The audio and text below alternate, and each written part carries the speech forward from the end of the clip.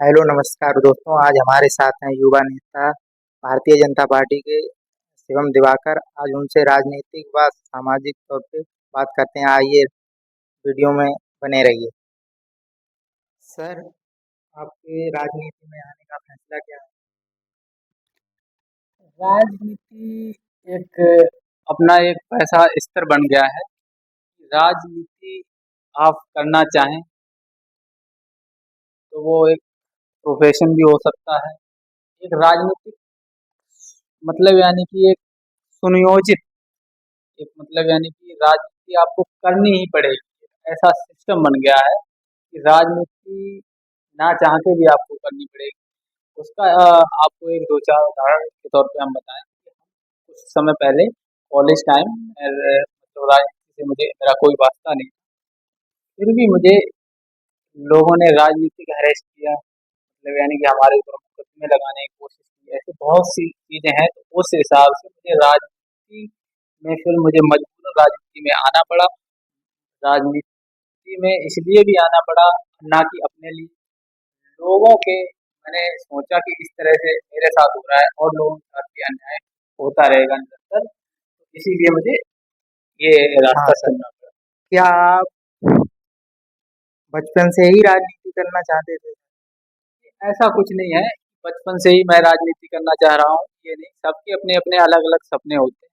कोई कुछ करना चाहता है, कोई सरकारी संस्था में जाना चाहता है, तो मेरे भी सपने थे कि मैं सरकारी नौकरी में लगूं, क्योंकि मेरा कोई मतलब ना ही राजनीतिक, ना ही मतलब कोई नौकरी, ऐसे ऐसा हमारा कोई बैकग्राउंड नहीं है।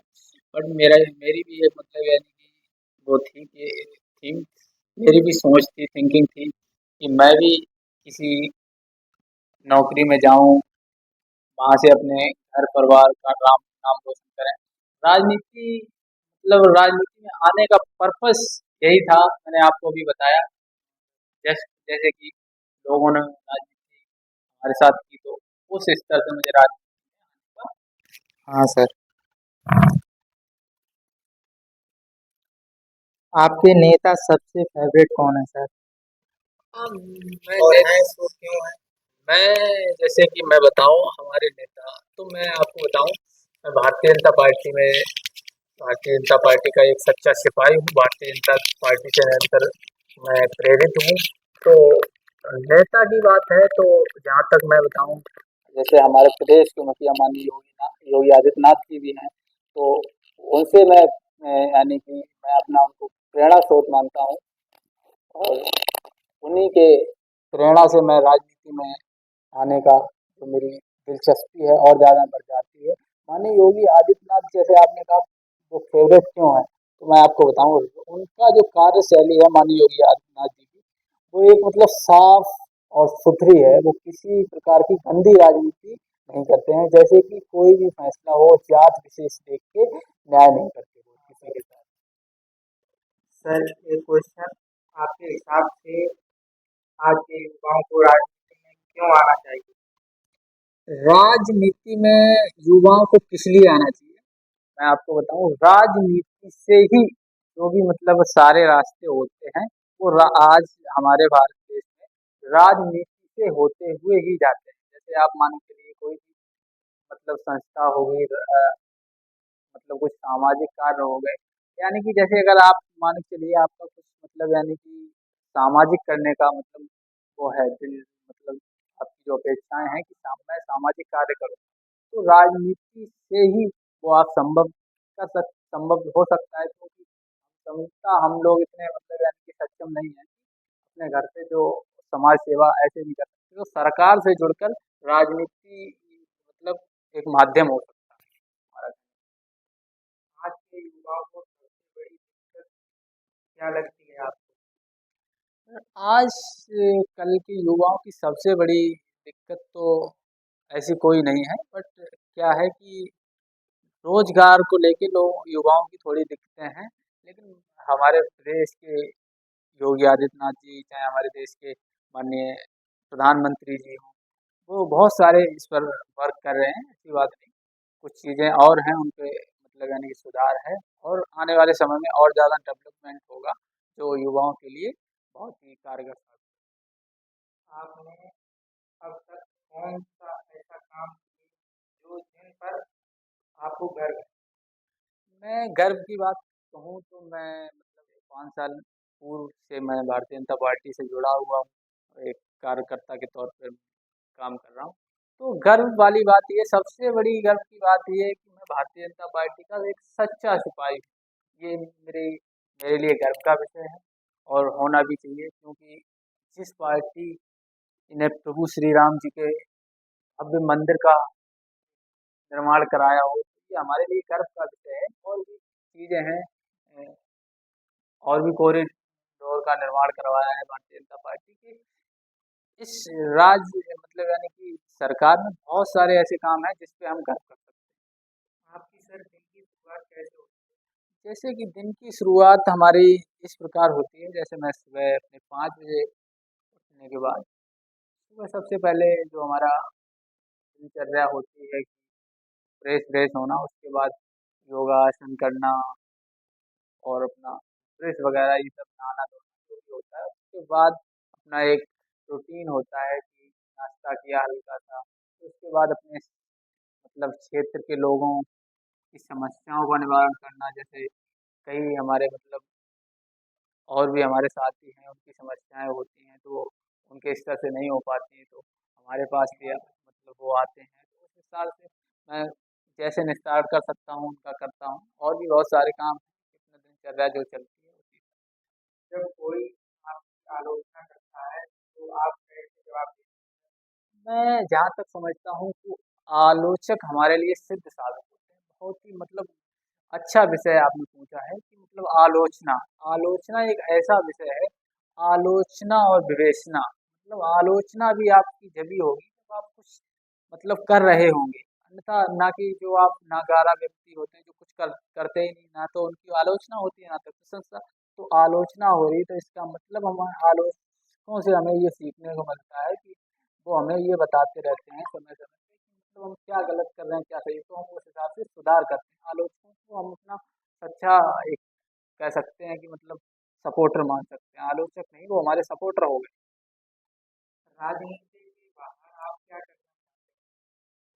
यानी कि सर जैसे कि राजनीति अभी आप नहीं कर रहे हो तो उससे उसके बाद आप क्या करते हो? जैसे कि फ्री टाइम में जैसे मान के चलिए तो मैं अपने घर में अपने भाई बहन हैं, माता पिता हैं, उनको भी थोड़ा समय देता हूँ।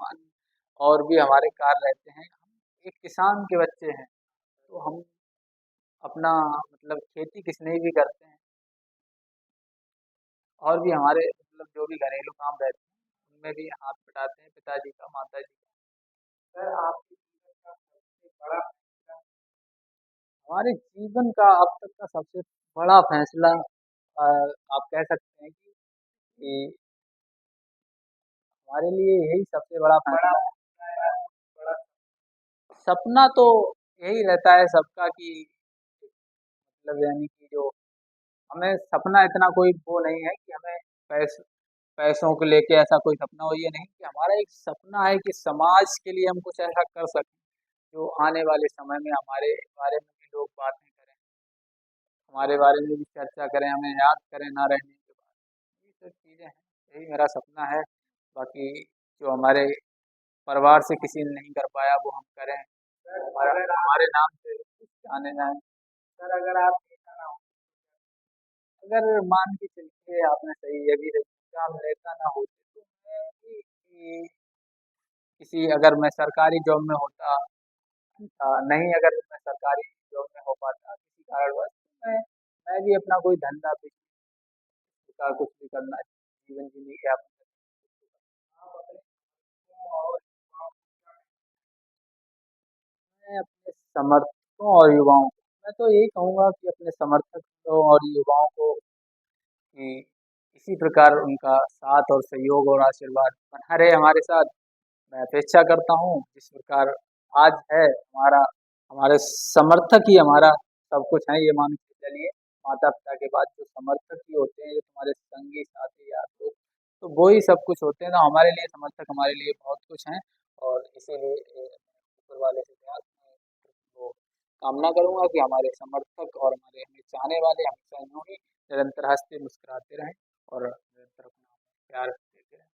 आने वाले समय 5 साल में आप क्या करना आने वाले 5 साल में यही कि मतलब हम समाज के लिए जितना अच्छा कर पाएँ, अच्छा करने की कोशिश रहे। चाहेंगे?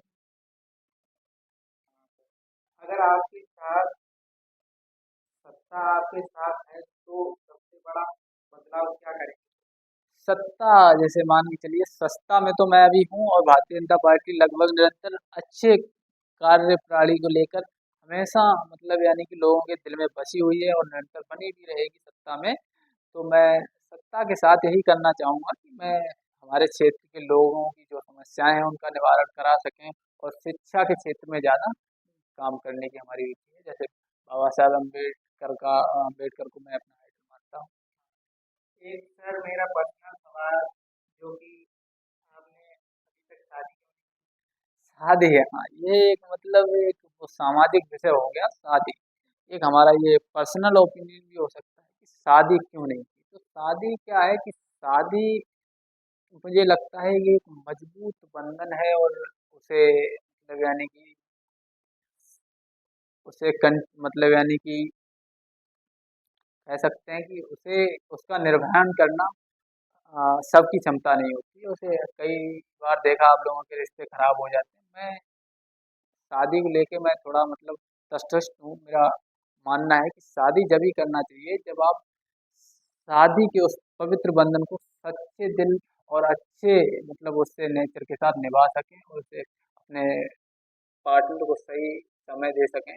तो अभी मैं उस स्थिति में नहीं हूँ कि मैं ये सब कर अपने सर पवित्र बंधन को। जो नए नए युवा देख रहे हैं क्या राय देना चाहेंगे मैं यही कहूँगा कि हमारे जो युवा साथी हैं मैं उनसे जो अभी मतलब कहीं जॉब कर रहे हैं, कॉलेज टाइम चल रहा है उनका या स्कूलिंग है, तो मैं यही कहूँगा कि सच्चे दिल से मतलब अपने पढ़ाई लिखाई जो भी आप कार्य कर रहे हैं वो अच्छे से करिए, उस पे फोकस करिए। और ये काफ़ी मतलब यानी कि ये चल रहा है सोशल मीडिया वाली फलाना, तो इन पे थोड़ा फोकस कम करके अपने माता पिता का मतलब थोड़ा जो कह सकते हैं जो उम्मीदें हैं उन पे खरा उतरने की कोशिश करें। और हमारी कामनाएं भी रहेंगी कि आप सब लोग एक अच्छा मुकाम हासिल करें जिससे हमारा हमारे क्षेत्र हमारे गांव देहात का भी नाम रोशन हो, हमारे देश का भी नाम रोशन हो। यही सब हम चाहेंगे कि हमारे देश के युवा और हमारे संगी साथी बहुत अच्छा मुकाम हासिल करें और शिक्षा के क्षेत्र में अधिक ध्यान दें। सर जो आज हमारे चैनल पे आए हुए हैं उसके लिए बहुत बहुत धन्यवाद सर। आपका भी बहुत बहुत धन्यवाद, आपके व्यूअर्स का भी बहुत बहुत धन्यवाद जो कुछ हमें कहना सुन चाहेंगे रहे। Live audience? मैं यही कहना चाहूँगा आप सभी इनका इनके साथ इनके चैनल का भी सपोर्ट करें। और हम तो एक मतलब एक अंग हैं इस भारत देश के। आप सभी एक समृद्ध व उज्जवल युवा हैं। आप सभी एक बढ़िया प्रदर्शन करें, देश को नई गति प्रदान करें और क्षेत्र अपना नाम। बहुत बहुत धन्यवाद।